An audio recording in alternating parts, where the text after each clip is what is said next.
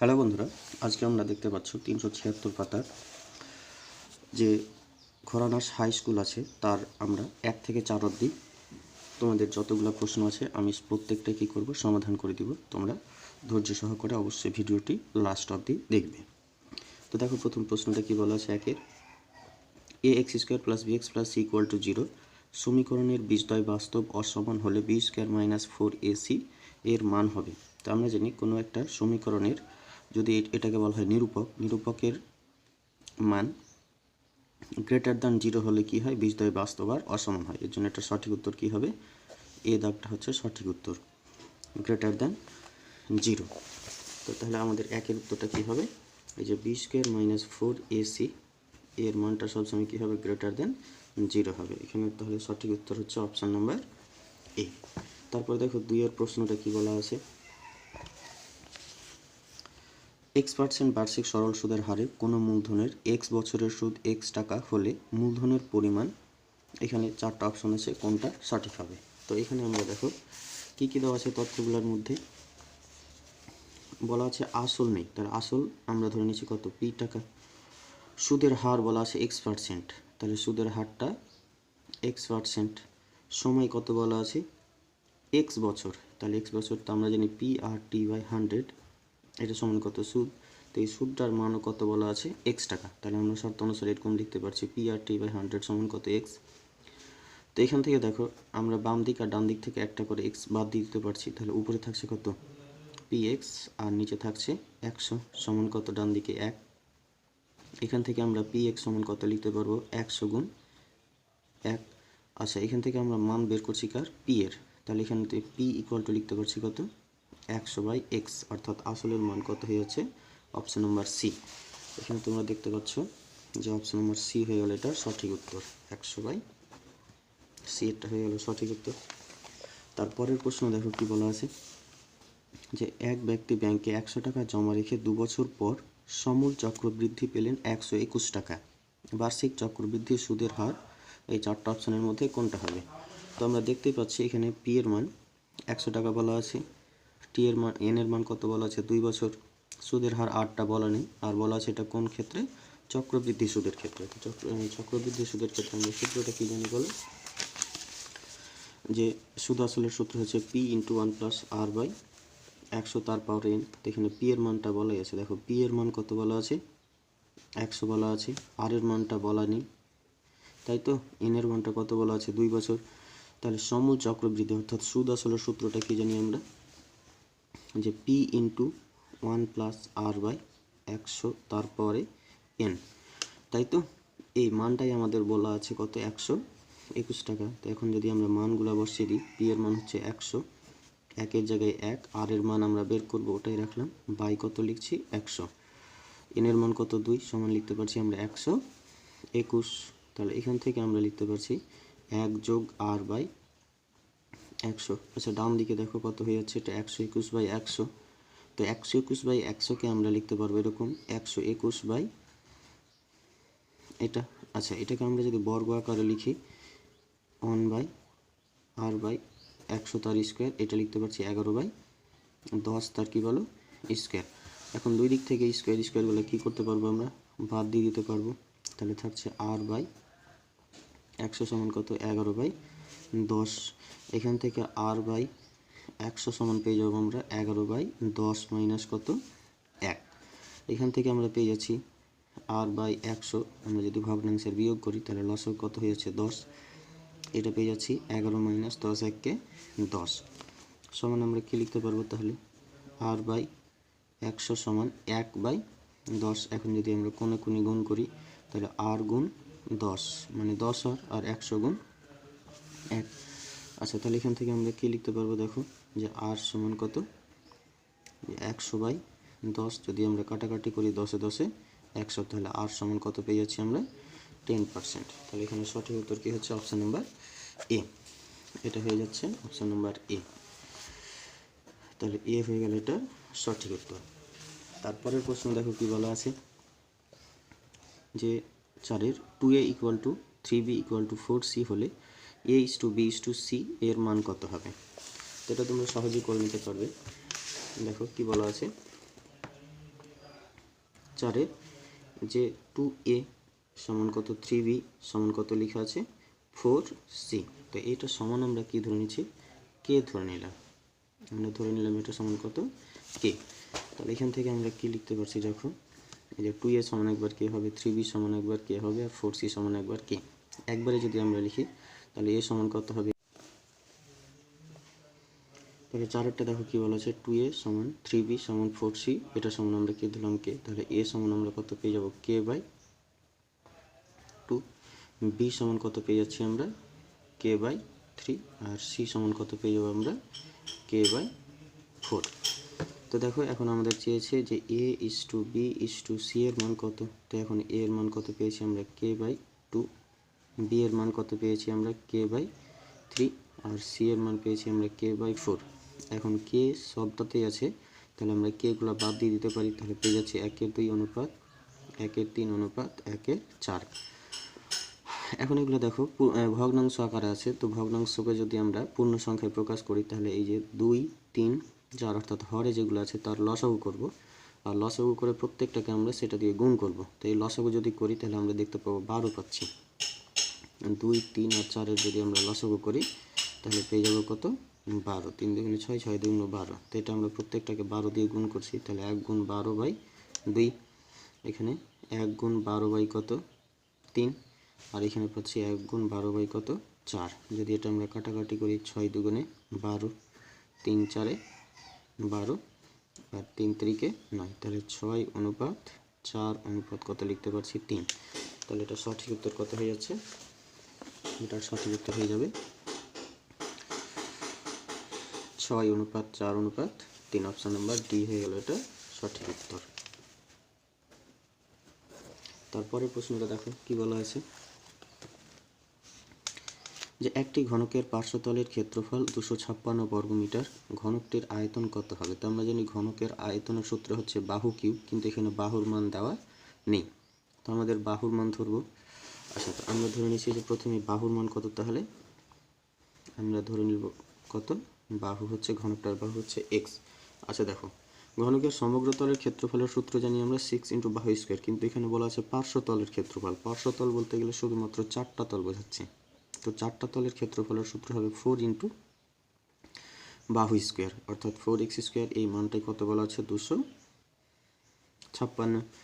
তো এটা পেয়ে যাচ্ছি আমরা শর্ত, তাই তো, এটা পেয়ে গেলাম কি আমরা শর্ত। তো এখান থেকে আমরা x স্কোয়ার সমান কত পেয়ে যাচ্ছি বলো 256/4। যদি আমরা কাটাকাটি করি তাহলে 4 6 24, 4 4 16, এখান থেকে x সমান কত পেয়ে যাব √64, আর √64 মানে কত, √64 মানে পেয়ে যাচ্ছি আমরা 8। তাহলে যেহেতু আয়তন চেয়েছে, তাহলে আয়তনের সূত্র কি আমরা জানি বাহু কিউব। তাহলে বাহু কিউব বলতে 8 কিউব, এখানে এককটা হবে ঘন সেমি, তাহলে 8 কিউব মানে 8 গুণ 8 গুণ 8 গুণ 8 গুণ 8, আর এটা গুণ করলে আমরা পেয়ে যাব 512। এই জন্য সঠিক উত্তর হয়ে যাচ্ছে অপশন নাম্বার ডিটা হচ্ছে এটার সঠিক উত্তর। অপশন নাম্বার ডি, এই যে অপশন নাম্বার ডি হয়ে গেল এটা সঠিক উত্তর। তারপরে প্রশ্ন দেখো 6টা কি বলা আছে, ও কেন্দ্রীয় বৃত্তের এ বি ও সিডি দুটি সমান দৈর্ঘ্যের জ্যা, ও বিন্দু থেকে এ বি জ্যায়ের দূরত্ব 4 সেমি হলে সিডি জ্যায়ের দূরত্ব কত হবে। তো দেখো আমরা একটা প্রয়োগ দেখেছিলাম, কেমন ছিল সেই প্রয়োগটা, যে কোনো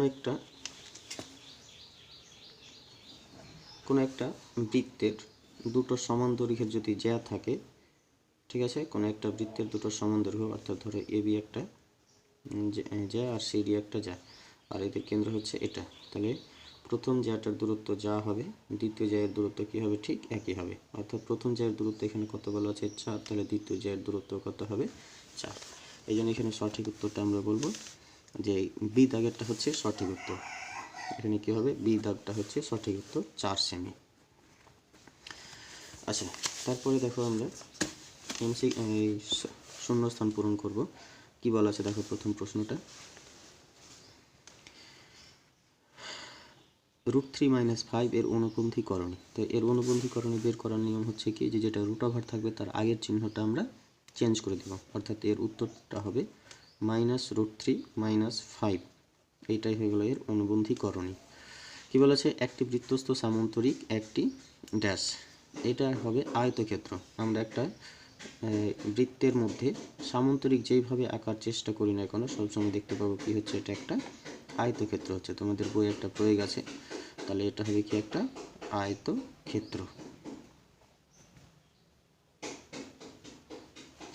তারপর দেখো বলা আছে একটি চোঙের তল সংখ্যা x, প্রান্তীয় সংখ্যা y এবং শীর্ষবিন্দুর সংখ্যা z হলে x plus Y plus Z এর মান কত। তো দেখো এটা উত্তরটা কিভাবে করব। একটা চোঙ বলা আছে, লম্ববৃত্তাকার চোঙ, তাহলে চোঙের তল সংখ্যা কি দ্বারা প্রকাশ করা আছে, x দ্বারা। তো তলের একটা চোঙের তল সংখ্যা কটা হয়, 3টা হয়, দুটো বৃত্তাকার তল উপরে আর নিচে, আর একটা বক্রতল, অর্থাৎ এখানে x এর মান কত, 3 পাবা। x এর মান কত পাবো, 3। আচ্ছা, তারপরে বলছে প্রান্তর সংখ্যা, প্রান্ত কটা হবে, প্রান্তর সংখ্যা কিন্তু দুটো হবে, একটা উপরে আর একটা নিচে। কেমন করে হবে, যে এটা একটা যদি আমরা চোঙের কথা বলি, তাহলে এইগুলাকে বলা হচ্ছে এখানে প্রান্ত। তো y এর মানটা কত, 3। আচ্ছা, বলেছে শীর্ষবিন্দুর সংখ্যাকে z দ্বারা প্রকাশ করা আছে। ঠিক আছে, শীর্ষবিন্দু এই লম্ববৃত্তাকার চোঙের কিন্তু কোনো আমরা শীর্ষবিন্দু পাবো না, অর্থাৎ এখানে z এর ভ্যালু কত, 0। তো এই সবটা যদি আমরা যোগ করি, তাহলে 3 যোগ 2 শূন্য, এটা যোগ করে কত পাবো আমরা, 5। এই জন্য শূন্যস্থানে কত বসবে, 5 বসবে। তারপরের প্রশ্ন দেখো, বলা আছে b:a সমান c:b হলে b কে a ও c এর ড্যাশ বলে। এখানে উত্তর হবে মধ্য সমানুপাতি, এটাকে বলা হবে মধ্য সমানুপাতি। তারপরে দেখো কি বলা আছে, যে 6 মাস অন্তর সুদ আসলের সঙ্গে যুক্ত হলে বার্ষিক 8% হার সুদে 3000 টাকার 1 বছরের চক্রবৃদ্ধি সুদ হবে ড্যাশ। তো এটা আমাদের অঙ্ক করে দেখাতে হবে, না হলে বুঝতে পারবে না। তাহলে এখানে শূন্যস্থানে আমরা 5-এর করছি, 2-এর 5 কি বলা আছে দেখো, যে 6 মাস অন্তর। আচ্ছা দেখো, সুদের পর্ব দিয়ে যদি কোনো অঙ্ক থাকে, তো আমরা এরকম একটা সূত্র দেখেছিলাম, যে p ইন্টু 1 প্লাস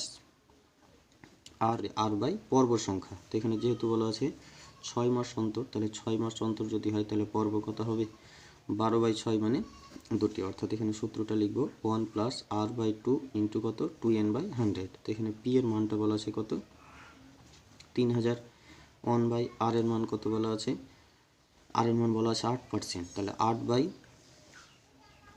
কত লিখব, 2/100, তারপরে লিখবো আমরা 2n, তাহলে 2 ইন্টু n এর মান বলা আছে 1 বছর। আবার বলছে দেখো, সুদের পর্ব যদি বলা থাকে, তাহলে আমরা লিখবো যটা পর্ব সংখ্যা কীভাবে বের করব, আমরা 12কে যত মাস অন্তর বলা থাকবে সেটা দিয়ে ভাগ করে আমরা পর্ব সংখ্যা পাবো। তাহলে p into 1 plus r by পর্ব ইন্টু পর্ব সংখ্যা গুণ n বাই কত লিখবো, 100। তাহলে আমরা এইভাবে সূত্রটা লিখবো আর কি। তো আমরা মানগুলো বসিয়ে দিলাম, p এর মান 3000, r এর মান কত, 8/2 ছিল এখানে, এটা হচ্ছে 2/100 ইন্টু 2n। তো এটা যদি আমরা ক্যালকুলেশন করি, তাহলে পেয়ে যাচ্ছি 3001, এটা পেয়ে যাবো আমরা কত, 4/100, তারপরে 2, এত টাকা আর কি এককটা। তাহলে এখানে আমরা পেয়ে যাচ্ছি 3000, আর এটার ক্ষেত্রে দেখো 4×1 = 4, 4×25 = 100।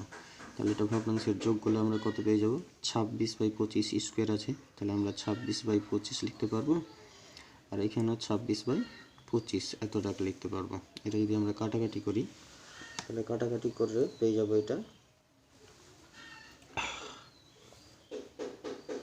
12 ইন্টু কত, একটা শূন্য। আবার যদি এটা আমরা 5 দিয়ে কাটি, তাহলে 5 দিয়ে কাটলে পেয়ে যাব 5 × 2 = 10, 4 × 5 = 20। তো এখন যদি আমরা এই 26কে 26 দিয়ে গুণ করি, 26কে 26 দিয়ে গুণ করলে পাবো 676, আর তাকে আবার আমরা কি করব, 24 দিয়ে গুণ করব। তো এটা যদি 24 দিয়ে গুণ করো, দেখতে পাবো এই গুণফলটা পেয়ে যাচ্ছি আমরা কত,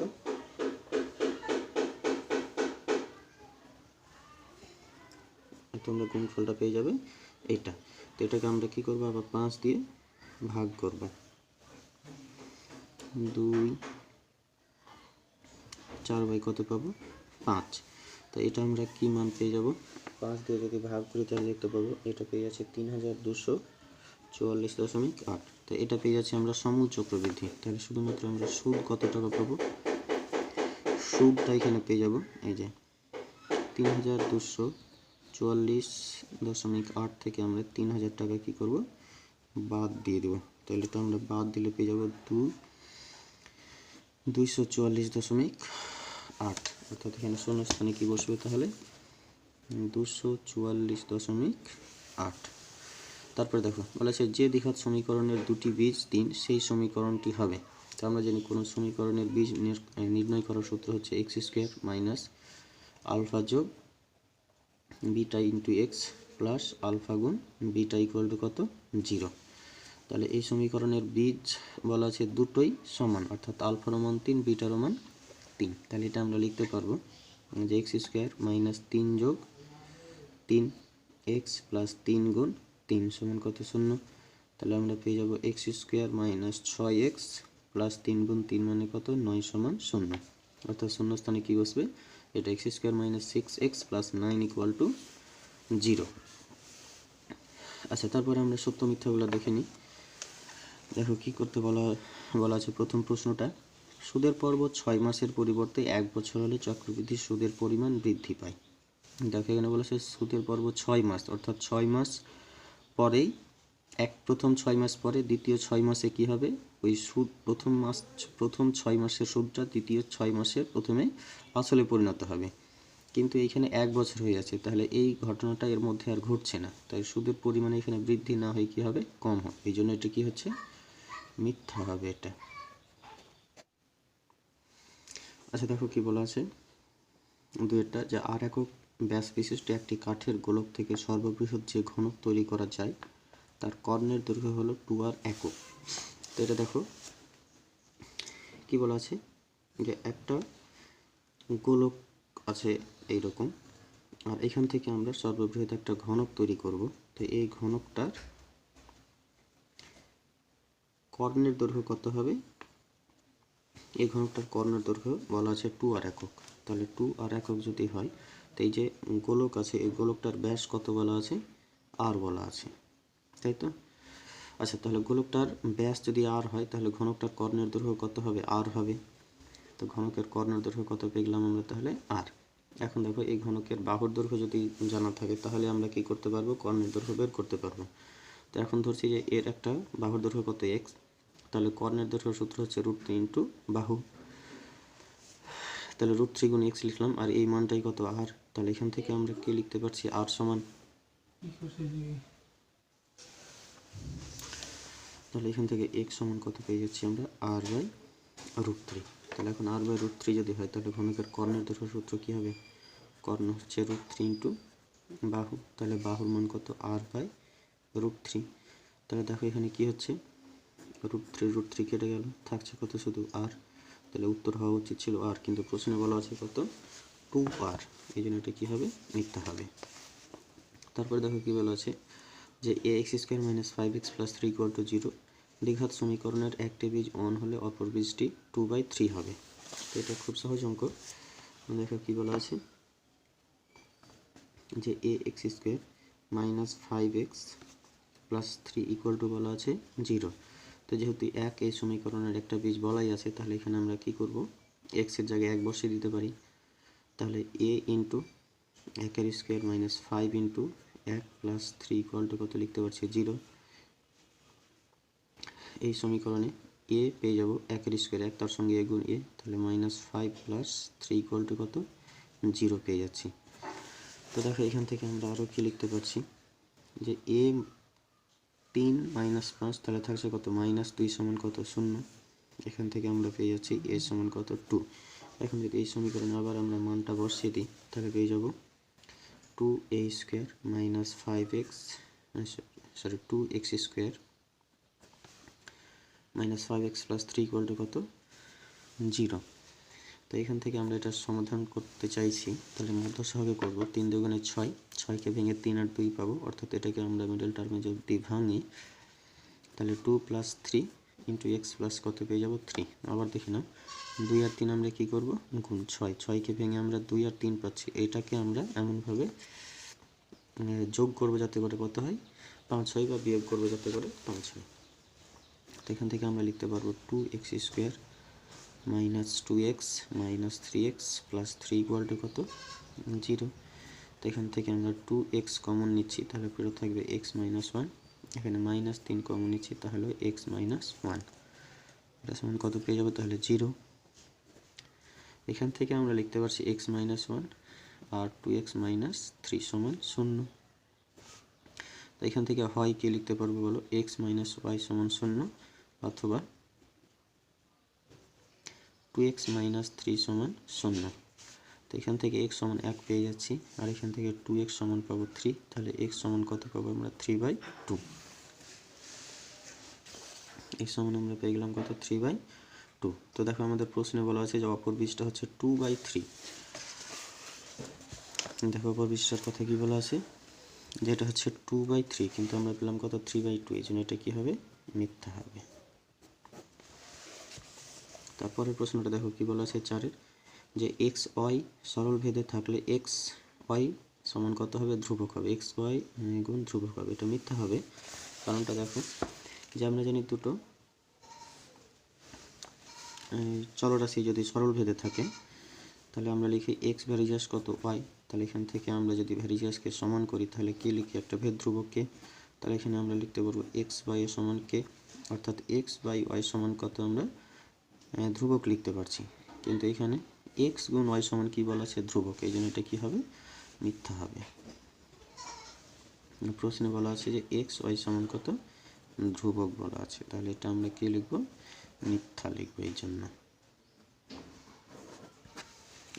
তারপরের প্রশ্নটা দেখো বলা আছে একই বৃত্তচাপের উপর অবস্থিত বৃত্তস্থ কোণ 100 ডিগ্রি হলে কেন্দ্রস্থ কোণের মান 50 ডিগ্রি হবে। এটা মিথ্যা হবে, কারণ আমরা জানি কেন্দ্রস্থ কোণের মান কি হয়, বৃত্তস্থ কোণের দ্বিগুণ, অর্থাৎ এখানে উত্তর হওয়া উচিত ছিল 200, দেওয়া আছে কত 50, এই জন্য এটা কি হবে, মিথ্যা হবে।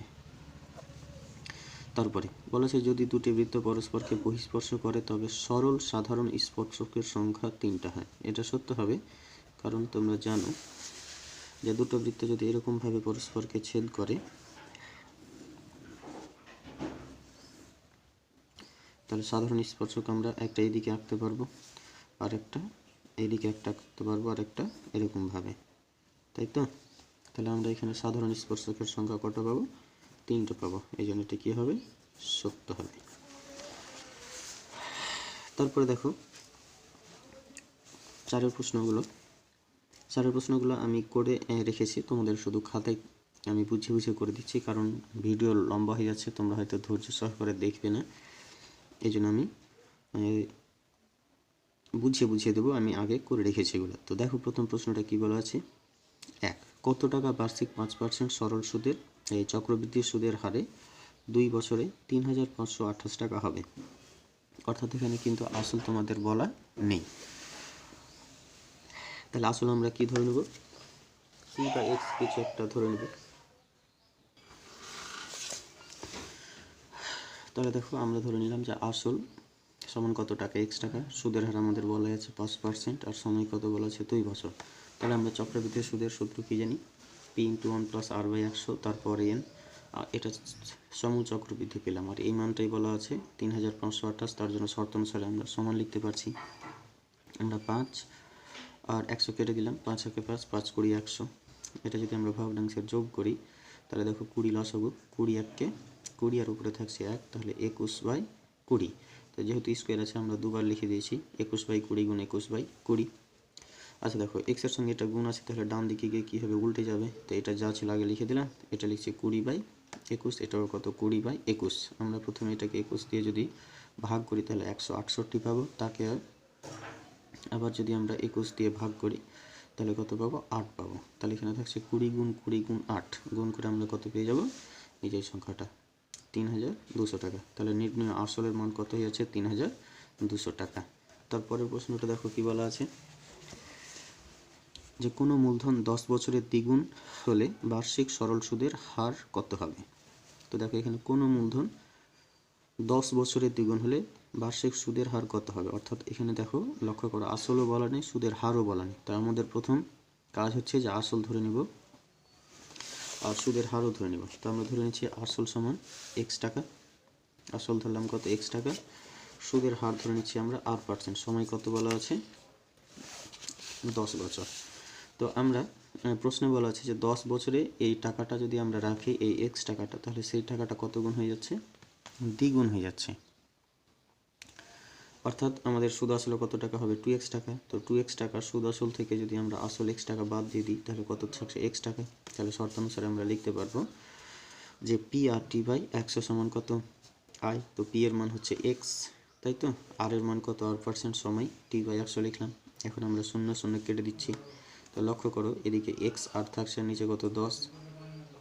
তাহলে এখানে আমরা x আর বাই 10 সমান কত লিখতে পারছি? x। আচ্ছা, এখান থেকে x আর সমান তাহলে আমরা 10 ইন্টু এক্স, 10x লিখতে পারছি। x দুই দিক থেকে যদি আমরা বাদ দিয়ে দিই, তাহলে আর সমান কত পেয়ে যাব? 10। এটা একবারে সমাধান করা যায়, x দুই দিক থেকে বাদ দিয়ে x সমান ডাইরেক্ট আমরা 10 লিখতে পারবো। তো 2 মার্কের অঙ্ক একটু করে করবা, নাহলে কী হয়ে যাবে, মাস্টার এটাকে খুব পছন্দ করবে না। তো আমরা লিখে দিতে পারবো কি তাহলে? নির্ণয় সুদের হার। সুদের হার কত হয়ে যাচ্ছে তাহলে? 10%। আচ্ছা, তারপরের প্রশ্ন দেখো।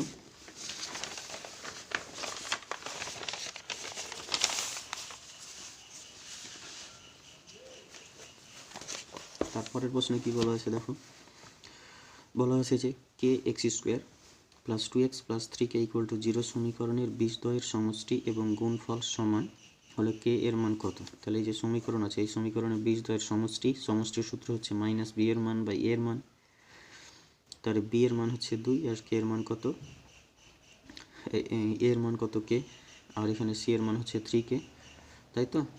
তাহলে আমরা এখানে দেখো এইভাবে লিখে নিচ্ছি যে প্রদত্ত সমীকরণের বীজদ্বয়ের সমষ্টি কত? তাহলে মাইনাস 2/k, আর বীজদ্বয়ের গুণফল হচ্ছে c/k। সি এর মান হচ্ছে 3 আর এর মান কত? 1। তাহলে 3k/k আমরা কে কেটে দিয়ে পড়ে থাকছে কত? 3। যেহেতু প্রশ্নে বলা আছে এই সমষ্টি আর গুণফলের মান সমান, তাহলে শর্তানুসারে আমরা লিখে দিলাম এটা সমান। তা এটা লিখতে পারছি 3 গুণ কে, 3k সমান কত? -2। কে সমান পেয়ে যাচ্ছি আমরা -2/3। তাহলে এখানে আমরা কি লিখতে পারছি যে কে এর মান, তাহলে আমরা লিখতে পারবো অতএব নির্ণয় কে এর মান -2/3। এটা উত্তর। তারপরের প্রশ্ন দেখো কি বলা আছে। একটি প্রকৃত ভগ্নাংশ ও অন্যান্যকের অন্তর 9/20 হলে সমীকরণটি লেখো। তো প্রকৃত ভগ্নাংশ কাকে বলে? যে ভগ্নাংশের মান সবসময় 1 থেকে ছোট হয় তাকে বলা হয় প্রকৃত ভগ্নাংশ। তো একটা প্রকৃত ভগ্নাংশকে যদি আমরা উল্টে দিই, অন্যান্য বের করি, তাহলে কিন্তু অপ্রকৃত, অর্থাৎ 1 থেকে বড় হয়ে যায়। আর বিয়োগফল, অন্তরফল সবসময় বের করতে হয় বড় থেকে ছোটটা। তো আমরা এটা এইভাবে ধরবো যে আমরা ধরে নিচ্ছি যে প্রকৃত ভগ্নাংশটি হচ্ছে এক্স, তাহলে এক্সের অন্যান্য কত হবে? 1/x। তো এই ভগ্নাংশটা কিন্তু বড় আর এটা ছোট, তাহলে বিয়োগ করে বলছে অন্তর্গত 9/20। তাহলে এটা 1/x minus x equal to লিখতে পারছি 9/20। তাহলে এটা কি হয়েছে? নির্ণয় সমীকরণ। এটাতে তোমরা কি করতে পারো? ভগ্নাংশের যোগ বিয়োগ করে সবগুলো একদিকে নিয়ে এসে x² plus bx plus c equal to 0 আকারেও সাজাতে পারো, তবে এ অবধি রেখে দিলেও চলবে। তারপরের প্রশ্ন দেখো।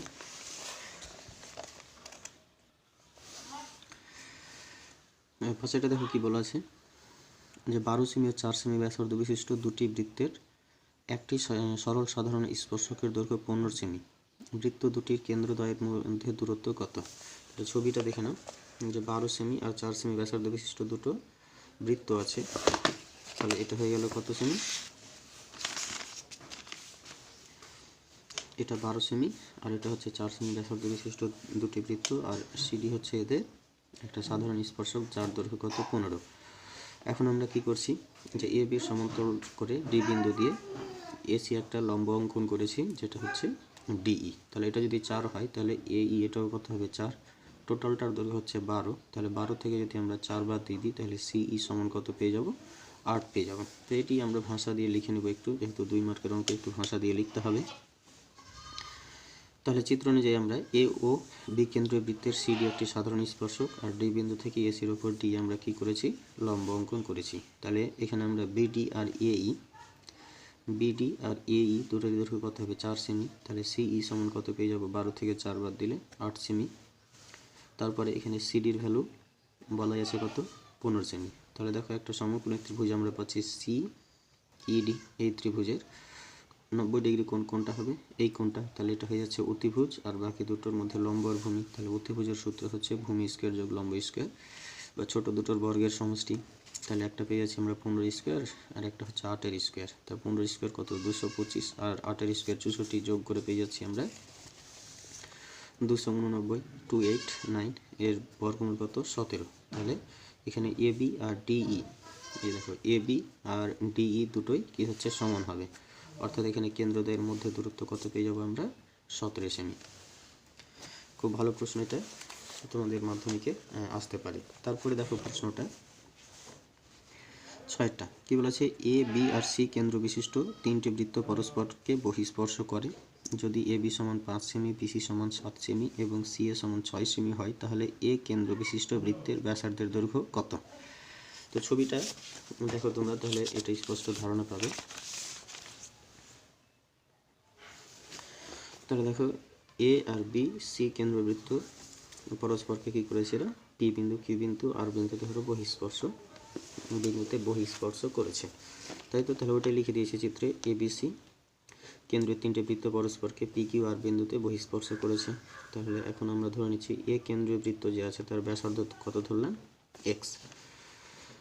তাহলে এর এপি আর এ আর দুটোই ব্যাসার্ধ, তাহলে এপি এ আর দুটোই কত হলো? এক্স। এখন বলা আছে যে এ বির দূরত্ব কত? 5। তাহলে এ বির দূরত্ব যদি 5 হয়, এইটুকুটা আমরা এক্স ধরেছি, তাহলে এখানে বিপি এর দৈর্ঘ্য কত হবে? 5 মাইনাস এক্স। অর্থাৎ বি কেন্দ্রীয় বৃত্তের পিবি আর বি কিউ এর দৈর্ঘ্য কী পাবো আমরা? পিবি বি কিউ এর দৈর্ঘ্য পেয়ে যাচ্ছি 5 মাইনাস এক্স। আচ্ছা, এই যে সি কেন্দ্রীয় যে বৃত্ত আছে, বিসি এর দৈর্ঘ্য কত বলা আছে? 7 বলা আছে। তো এই টোটালটার দৈর্ঘ্য যদি আমরা 7 পাই, আর এইটুকুটার দৈর্ঘ্য যদি 5 মাইনাস এক্স হয়, তাহলে আমরা লিখতে পারবো 7 থেকে এই দৈর্ঘ্যটা বাদ দিয়ে দিলে 7 মাইনাস 5 মাইনাস এক্স। তাহলে আমরা এটা যদি ক্যালকুলেশন করি কত পেয়ে যাবো? 2 প্লাস এক্স। তাহলে এটাও কত পাচ্ছি আমরা? 2 প্লাস এক্স। এটাও কত হবে? সি আর 2 প্লাস এক্স। তাহলে এই সি আরটা কত পেয়েছি আমরা? 2 প্লাস এক্স। তাহলে দেখো আমরা এই আবার এসির দৈর্ঘ্য টোটাল বলা আছে কত? 6 সেমি। তাহলে এই টোটাল দৈর্ঘ্য 6 সেমি, আর এইটুকুটার দৈর্ঘ্য কত? 2 প্লাস এক্স। তাহলে আমরা এইটুকুটার দৈর্ঘ্য কী পাবো? টোটাল দৈর্ঘ্য থেকে যদি আমরা এইটুকুটার দৈর্ঘ্য বাদ দিয়ে দিই, অর্থাৎ 6 থেকে আমরা 2 প্লাস এক্স বাদ দিয়ে দিলাম, তাহলে 6 মাইনাস কত পেয়ে যাচ্ছি আমরা? এক্স। তাহলে 6 থেকে যদি আমরা 2 প্লাস এক্স বাদ দিই, তাহলে পেয়ে যাচ্ছি 4 মাইনাস এক্স। তাহলে দেখো এই দৈর্ঘ্যটা 4 মাইনাস এক্স, আর আবার আমরা এটারই দৈর্ঘ্য কত ধরেছি? প্রথমে এক্স। তাহলে শর্ত অনুসারে এই দুটো কী পেয়ে যাচ্ছি আমরা? সমান পেয়ে যাব। তাহলে এক্স সমান কত পেয়ে যাব? 4 মাইনাস এক্স। এই এক্সকে যদি আমরা বাম দিকে নিয়ে আসি, এক্স প্লাস এক্স সমান কত পেয়ে যাচ্ছি? 4। তাহলে এটার ক্ষেত্রে আমরা পেয়ে যাচ্ছি 2x সমান 4।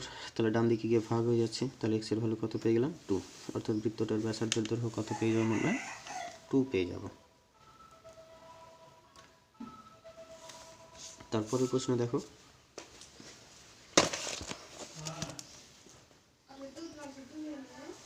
কি বলা আছে?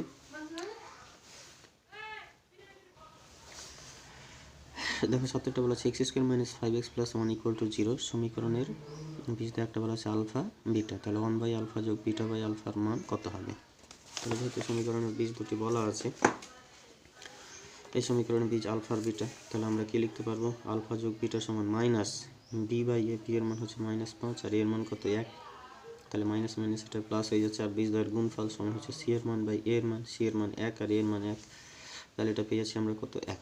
তাহলে দেখো রাশিটা হচ্ছে এরকম যে alpha by beta plus beta by alpha. আমরা ভগ্নাংশের যদি যোগ করি, তাহলে বিটা আলফা লসাগু সাজিয়ে লিখেছি আলফা বিটা। তাহলে এটা আমরা, তাহলে দেখো আলফা গুণ আলফা আলফা স্কোয়ার, আর বিটা গুণ বিটা বিটা স্কোয়ার। তো এটা আমরা কী করবো? বর্গের সূত্রে ফেলে দেবো।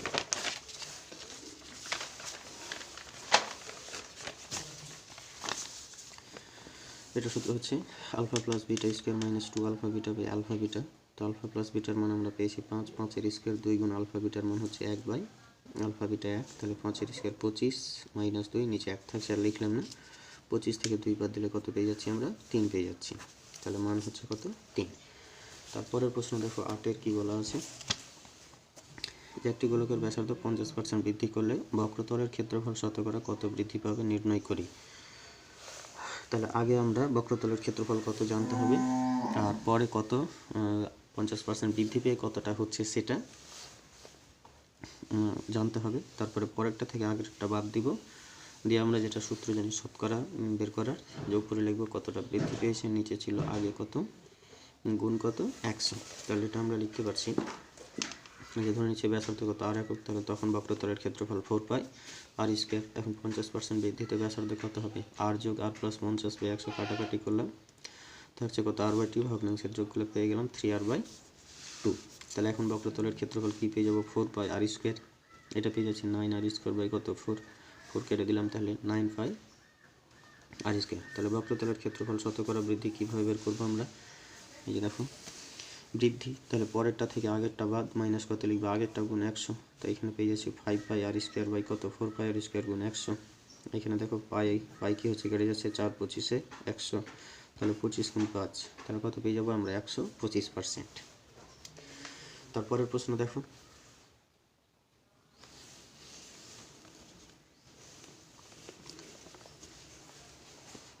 একটি ঘনকের ভিতরে সর্বাধিক 6√3 সেমি দৈর্ঘ্যের একটি দণ্ড রাখা যায়, ঘনকটির আয়তন কত। তাহলে একটা ঘনকের ভেতরে, মানে এটা কি কর্ণের দৈর্ঘ্যের মান দেওয়া আছে, আর ঘনকের আয়তন চেয়েছে, আয়তনের সূত্র কি, বাহু যেহেতু জানা নেই, বাহু ধরে নেব আমরা x, আর কর্ণের দৈর্ঘ্য বের করে শর্ত অনুসারে আমরা এটার সঙ্গে সমান করব। তাহলে আমরা এইভাবেই করছি, ঘনকটার বাহুর দৈর্ঘ্য কত x, তাহলে শর্ত অনুসারে √3 × বাহু সমান কত কর্ণের দৈর্ঘ্যের সঙ্গে সমান, এই √3টা ডান দিকে গিয়ে কী হলো ভাগ, তাহলে x সমান কত পেয়ে যাচ্ছি 6। তাহলে ঘনকের আয়তনের সূত্র বাহু কিউব, 6 কিউব মানে কত 216। খুব সহজ অঙ্ক। তারপরে দেখো 10-এর প্রশ্নটা কি বলা আছে,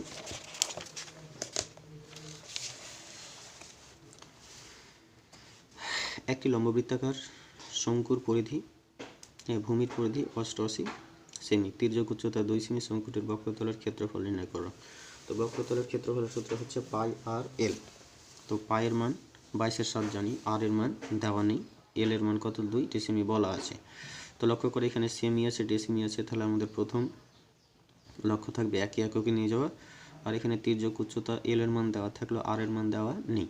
তো আর এর মান অর্থাৎ ব্যাসার্ধ আমরা কী করবো ধরে নিব, আর এটা যেহেতু বলা আছে ভূমির পরিধি, তো লম্ববৃত্তাকার শঙ্কুর ভূমি হচ্ছে একটা বৃত্ত, তো এর পরিধির সূত্র হচ্ছে 2 পাই আর, এই জন্য 2 পাই আর সমান কত লিখবো আমরা 88। এখান থেকে আর এর ভ্যালু পাবো, আমরা ধরে নিচ্ছি শঙ্কুর ব্যাসার্ধ কত আর সেমি, তাহলে 2 পাই আর সমান 88, 2 এর জায়গায় 2, পায়ের জায়গায় 22/7, আর এর জায়গায় আর গুণ 88, আর এর সঙ্গে এটা গুণ আছে ডান দিকে গিয়ে উল্টে যাবে, তাহলে নিচে 7 ছিল উপরে, আর এখানে 2 22 কোথায় চলে আসলো নিচে, আমরা 11 দিয়ে কাটলাম, 8 11, প্রথমে আমরা 2 দিয়ে কাটছি এটা, তাহলে 44 দুগুণে 88, আবার এটা আমরা 22 দিয়ে কাটছি, 22 দুগুণে 44, 7 দুগুণে 14, তাহলে শঙ্কুটার ব্যাসার্ধ 14 আর 14 সেমি। এখানে তির্যক উচ্চতা 2 ডেসিমি, ডেসিমিটারকে আমি সেন্টিমিটারে নিয়ে গেলে পেয়ে যাবো 10 দিয়ে গুণ 20। তাহলে শঙ্কুর পার্শ্বতলের ক্ষেত্রফলের সূত্র কি, পাই আর এল, পায়ের মান 22/7, আর এর মান কত পেয়ে যাচ্ছি আমরা 14, এল এর মান কত পেয়ে যাচ্ছি 20, 7 দুগুণে 14, 22 গুণ 2, তাকে 20 দিয়ে গুণ করলে পেয়ে যাচ্ছি আমরা 880। তো এটাই হয়ে গেল উত্তর। তারপরে দেখো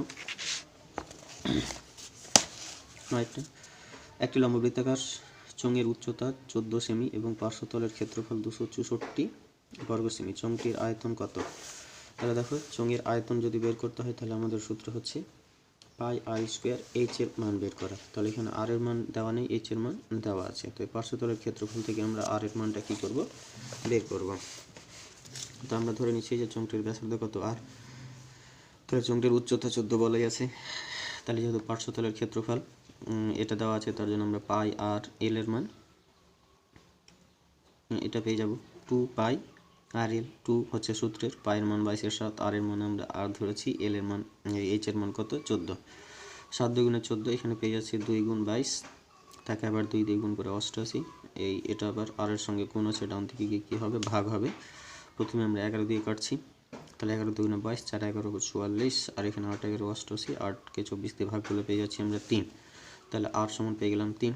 চোঙটির আয়তন পেয়ে যাচ্ছি তাহলে কত 1/3, সরি, চোঙের আয়তন সূত্র হচ্ছে পাই আর স্কোয়ার, এইচ পায়ের মান 22/7, আর স্কোয়ার মানে 3 গুণ 3, এইচ মানে কত 14, 7 7 কেটে দিলাম 2 হচ্ছে, 7 দুগুণে 14, বাকি যেটা থাকছে 22 গুণ 3 গুণ 3 গুণ 2 গুণ করে পেয়ে যাচ্ছি আমরা 396 ঘন সেমি। তারপরের প্রশ্ন দেখো কি বলা আছে,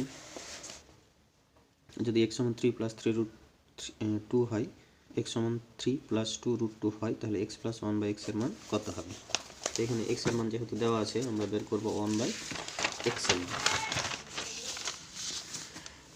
x এর মান 3 প্লাস 2 রুট 2, তাহলে 1 বাই এক্স এর মান আমরা উল্টে দিলাম, এর অনুবন্ধী দিয়ে উপর নিচে গুণ, তাহলে এটা পেয়ে যাচ্ছে a স্কোয়ার মাইনাস বি স্কোয়ারের সূত্র।